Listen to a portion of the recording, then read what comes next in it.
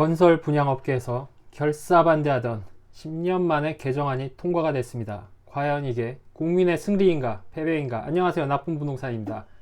오늘은 여기 보시는 대로 건설 분양업계에서 그동안 결사반대해오던 집합건물법 개정안이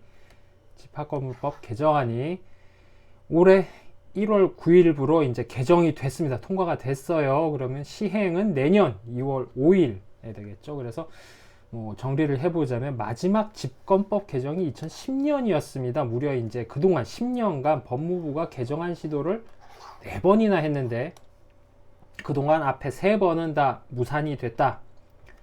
그리고 전국의 집합 건물이 구분 등기 건물이 56만 동이나 됩니다. 아파트는 물론 공동주택법으로 탈출을 했죠.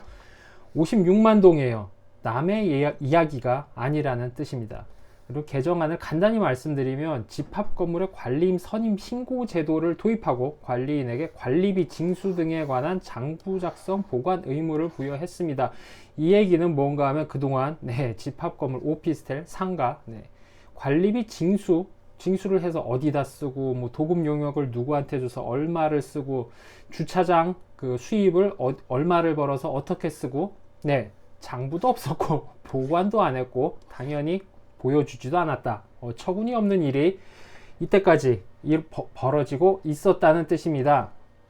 그래서 간단하게 그 관리비 장난질이라고 하죠. 아시다시피 오피스텔이 전용률이 이제 아파트보다 현저하게 떨어지기 때문에 관리비가 많이 나온다. 늘상 오피스텔에 이제 왜 이렇게 여기는 이렇게 관리비가 많이 나와요라고 하면 그들의 전가의 보도죠. 전용률 이야기를 하는데 그걸 생각하더라도 어처구니 없는 관리비가 나옵니다. 요새 신축 오피스텔 같은 경우 커뮤니티 시설 많은 신축 오피스텔 같은 경우에는 사람이 출장을 가서 한 달 동안 비워놔도 관리비가 10만 원이 넘어갑니다. 그런 일이 벌어지는 이 관리비 비리 왜냐하면 장부를 작성할 이유도 보관할 이유도 필요도 없었다. 그래서 그런 여러분들 오피스텔이나 상가를 소유하고 계신 분들 그 관리비나 이런 게 많이 나오면 당연히 공실 위험과도 직결이 되는 문제이기 때문에 이런 관심을 가지고 보셨어야 하는 부분이죠. 그런데 그간은 업계 로비 및 법무부에서도 그다지 이렇게 주력적으로 추진은 계속 했지만 그거를 이렇게 홍보를 한다던가 사람들한테 알려야 할 것이 그래야 이제 민의가 모이고 공론화가 될 것인데 그거를 굉장히 소홀하게 했죠. 어쨌든 그래서 이번에는 그래도 결국에는 10년 만에 통과가 됐습니다. 법무부 잘했어요. 그래서 내용을 보면 관리인 선임 신고제가 이제 신설이 됐습니다. 지자체의 이제 관리인이 누구냐 이런 걸 확인이 가능하고 이거는 오피스텔이랑은 크게 관계가 없고 이 부분은 상가에서 그 오피스텔은 잘 모르실 텐데 상가 이제 가지고 계신 분들은 알 거예요. 상가의 그 관리인이 어마어마한 권력을 갖고 있기 때문에 그간은 이제 그 보유 지분, 구분 소유자들의 보유 지분 그거에 이제 퍼센테이지에 따라서 이제 관리인을 이제 선임이 되고 안 되고 그래서 이쪽 편에 붙었다 저쪽 편에 붙었다 싸움도 나고 말도 많고 탈도 많았는데 그런 거를 애시당초 처음부터 관리인 선임 신고를 하게 해서 투명하게 관리를 하겠다라고 하는데 이건 좀 앞뒷면이 있어요. 언뜻 보면 굉장히 당연하고 맞아요. 당연한 건 맞지만 처음부터 이렇게 짚고 들어간다는 얘기는 결국에는 나중에는 행정심판과 소송을 해서야만 뒤집을 수 있다는 이야기겠죠. 앞에 됐던 그 관리인이 굉장히 해봤더니 비리도 많고 뭐가 많아요. 뒤집고 싶은데 행정심판을 가야 된다. 이렇게 되면 이러면 살짝 변호사분들만 논하는 상황이 될 수도 있고 아시는 분은 알겠지만 이 행정심판 소송이라는 게 거의 굉장히 이제 승소율이 굉장히 떨어진다. 이런 내용이 있습니다. 이건 상가랑 밀접하게 관계가 있는데 오늘은 오피스텔을 주력으로 말씀드릴 거기 때문에 상가편에서 하든가 그렇게 하겠습니다. 그리고 임시관리인 신설입니다. 잘못 썼네요. 신설입니다. 신설. 그래서 이때까지는 그 관리인 부재인 어처구니 없는 집합 건물도 있었다. 그런 거를 임시관리인이라도 꼭 신설하게 해서 그런 거를 관리인 부재를 개선하겠다라는 얘기인데 사기꾼보다는 아예 없는 게 나올 수도 있죠. 그리고 수선 적립금 규정이 이제 됐습니다. 기존 이때까지는 수선 적립금을 받아서 아까도 말씀드렸다시피 장부 작성, 보관, 공표의 의무가 없었기 때문에 수선 적립금이랑 기존 관리비가 막 섞여가지고 섞여 있으면 아시다시피 사은품이나 뭐 이런 것도 막 섞여 있고 그러면은 이제 소비자를 혼동시키기 위해서 막 이것저것 섞어서 가격을 이상한 패키지 상품을 만드는 이유가 그런 거 있지 않습니까? 원래 가격을 원래 이제 팔고 싶은 물품의 가격을 이제 흐리기 위해서죠. 똑같습니다. 이게. 수선 적립금이 기존에는 관리비에 섞여서 이제 사용이 됐기 때문에 안 그래도 작성, 보관, 공표의 의무가 없어서 안 그래도 개판으로 흘러가는데 이것까지 섞여 있으니까 이게 제대로 됐을 리가 없었죠. 기존 관리비에 섞여 타 용도로 전용되던 것, 대표적인 도금 용역 비리 같은 것을 수선 적립금 규정을 따로 분리해서 이제 운영을 하게 해서 투명하게 하겠다라는 겁니다. 이거는 아주 잘 만든,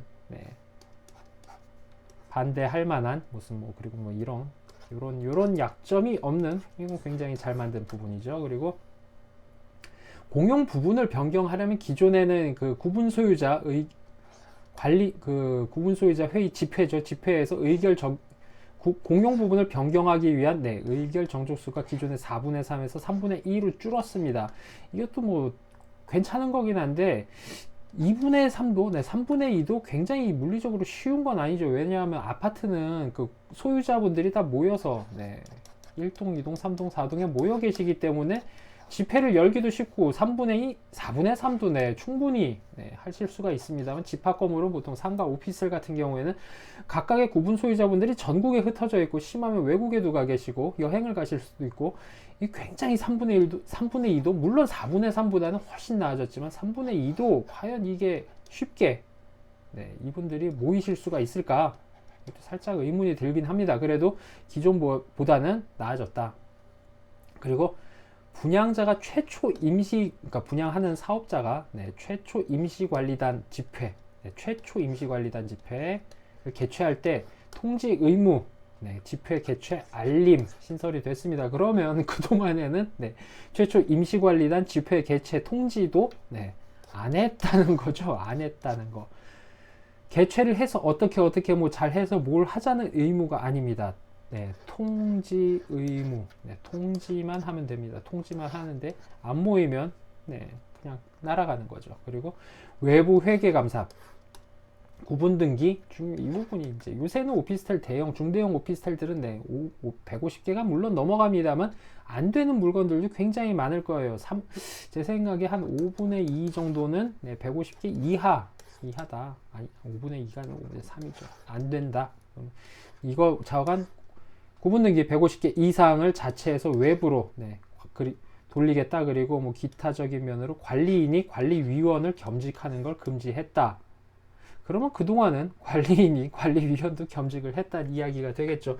이 집합 건물이 정말 개판으로, 아사리판으로 흘러가고, 여러분들의 관리비와 수선 충당금 및 기타 주차장 수입 같은 게 그냥 뒷주머니 쌈짓돈, 관리인 및 관리 위탁 회사 마음대로 쓸 수가 있었던 어처구니 없는 상황이 이제까지는 벌어지고 있었습니다. 그래서 법무부가 당연한 걸 무려 4회차 만에 10년이나 걸려서 4회차 만에 통과시킨 내용이 요거 내용입니다. 물론 당연히 칭찬은 해야 되죠. 기존보다는 나아진 부분이 있으니까 점진적으로 나아지는 부분이 있어야겠죠. 근데 이게 그래도 대단한 성과라고, 그동안에 이제껏 해왔던 것에 비하면은 대단한 성과라고 볼 수도 있습니다만, 한국말은 끝까지 들어봐야 됩니다. 현행 집합건물법상 오피스텔은 지방자치단체나 행정당국 감독권을 인정하지 않습니다. 집합건물법 자체가 행정부가 아닌 사법부가 관할, 사법부는 행정부가 독립된 조직이기 때문에 정부나 지자체에서 통제가 불가능하다. 이게 무슨 소리일까요? 비리를 정부나 지자체에서 감사를 통해서 적발해서 시정을 하는 게 아니라 피해자라고 보기엔 좀 그런데, 구분 소유자분들이 비리를 적발해서 고발을 통해 사법부를 통해서만 할 수 있었어요, 이제껏. 그래서 집합건물법 개정안에 이번에 법무부에서 지방자치단체장의 감독권, 이게 제일 중요한 내용이죠. 지방자치단체장의 감독권 신설을 조항을 넣었는데, 넣었습니다만 감독권 신설이 빠졌습니다. 네, 이거 되고, 요거 되고, 요거 되고, 이거 되고, 이거 되고, 이거까지는 됐습니다만, 네, 관리인 회계서류 작성, 보관까지는 됐는데, 네, 작성과 보관까지는 됐는데, 공개는 빠졌고요. 제일 중요한 지방자치단체장 감독권 신설. 감독권 신설이 안 됐더라도 공개 의무까지만 갔었더라도, 네, 살짝 많은 개선이 이루어질 수도 있었죠. 근데 작성 보관만 하고, 네, 공개는 의무가 아닙니다. 그리고 지방자치단체장 감독권 신설이 실패함으로써 결국에는 국가나 지자체, 국가가 이런 걸 하긴, 국토부에서 이런 걸 하긴 너무나도 힘들기 때문에, 네, 지자체에서 하는 게 온당한 그거죠. 지자체에서 이런 걸 특히 뭐 구설수는 좀 있지만 이재명 시장 같은 사람, 뭐 그런 분들은 이런 거 아주 좋아하죠. 이런 거 감독권 주면은 아주 칼춤을 추실 텐데, 네, 지자체장한테 감독권 신설이 무산됨으로써 건설 분양 업계에서, 네, 결사반대해오던 10년 만에 집합건물법 개정안이 통과가 됐습니다만, 네, 반절의 승리다. 네, 반절의 승리다.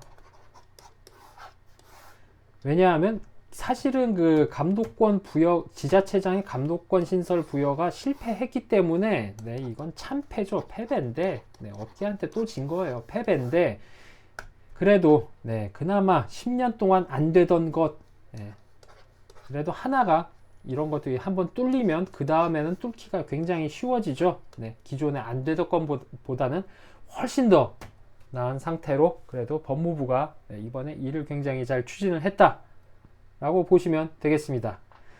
그래서 상가나 오피스텔 사시는 분들, 그리고 구분 소유자분들, 투자자분들도 이 부분은 굉장히 주의 깊게 계속 보시는 게 좋을 것 같다는 생각입니다. 오늘은 여기까지입니다. 안녕히 계십시오.